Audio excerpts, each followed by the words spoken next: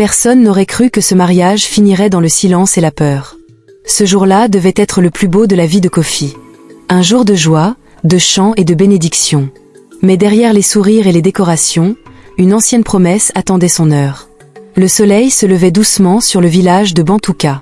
Dès l'aube, les femmes préparaient la nourriture, les hommes installaient les chaises, et les enfants couraient partout en riant. Tout le village parlait du même événement, le mariage de Kofi. Kofi était un jeune homme respecté. Travailleur, calme, toujours prêt à aider. Les anciens disaient souvent qu'un homme comme lui était une bénédiction pour le village. Ce matin-là, vêtu d'un habit traditionnel blanc, il avait le cœur qui battait fort. Il allait enfin épouser la femme qu'il aimait. Cette femme s'appelait Naya. Elle était belle, mais pas seulement. Elle avait un regard profond, mystérieux. Quand elle parlait, tout semblait ralentir autour d'elle. Personne ne connaissait vraiment son origine. Elle était arrivée un soir de pluie, sans famille, sans passé connu. Pourtant, Kofi l'aimait sincèrement. Pour lui, l'amour n'avait pas besoin d'explication. La place du village était décorée de tissus blancs et rouges. Les tambours résonnaient doucement. Les invités s'installaient, souriants, impatients. Kofi attendait près de l'autel traditionnel, les mains légèrement tremblantes, les yeux fixés sur l'entrée. Il ne savait pas encore que ce mariage n'était pas seulement une union. C'était l'aboutissement d'un pacte ancien. Et que dans quelques minutes, sa vie basculerait à jamais. Soudain, les tambours s'arrêtèrent. Un silence étrange tomba sur la place. Vêtue d'un pagne blanc brodé d'or, elle avançait lentement. Trop lentement.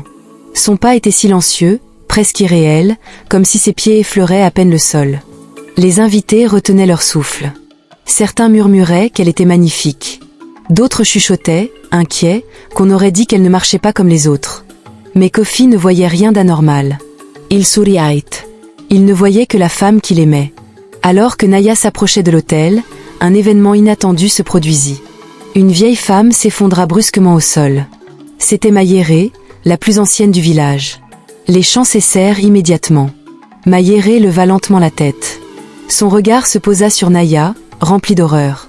Elle cria d'une voix tremblante que ce mariage ne devait pas avoir lieu. La panique gagna les invités. Le chef du village s'approcha pour la calmer, mais elle le repoussa.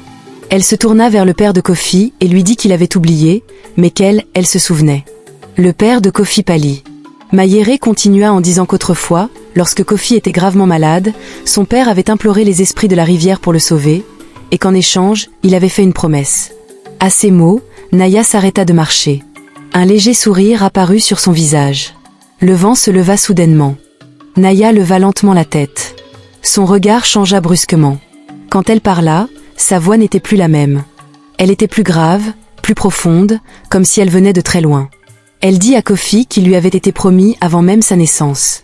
Un frisson parcourut toute la foule. Les anciens se regardèrent, terrifiés. Le père de Kofi tomba à genoux. Il comprit que le passé qu'il avait tenté d'oublier venait de le rattraper. Naya expliqua qu'elle était l'esprit gardien de la rivière sacrée.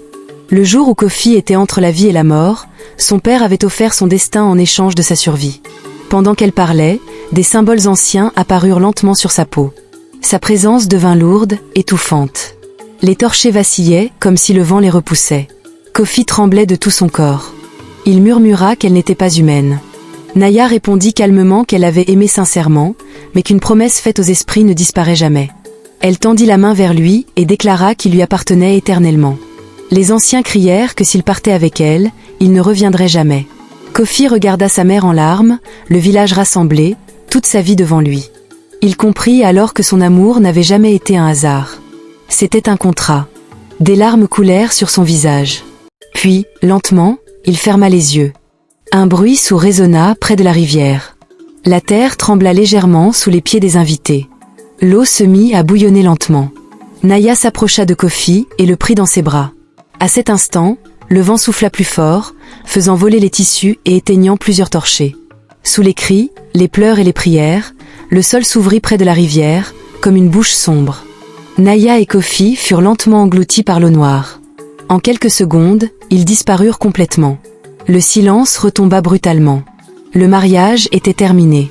Kofi ne revint jamais. Depuis ce jour, la rivière de Bantouka ne s'est jamais asséchée. Mais personne n'ose s'en approcher. Les anciens disent que certaines nuits, quand tout est calme, on entend un homme chanter doucement, et une voix féminine lui répondre depuis l'eau. Une promesse a été respectée. Mais un destin a été brisé. Ne fais jamais de promesses dans la peur. Ne donne jamais ce qui ne t'appartient pas. Car certaines décisions peuvent condamner plusieurs générations. Avant de dire oui, avant de t'engager, cherche toujours la vérité complète. L'amour sans vérité peut devenir une prison invisible. Ne laisse jamais quelqu'un décider de ton destin à ta place. Ne laisse jamais le passé te voler ton avenir. Certaines promesses semblent sauver une vie sur le moment, mais elles peuvent en détruire plusieurs sur le long terme. Souviens-toi de ceci. Tout ce qui est caché finit toujours par se révéler. Et le prix de la vérité est souvent plus lourd quand on l'a trop longtemps ignoré.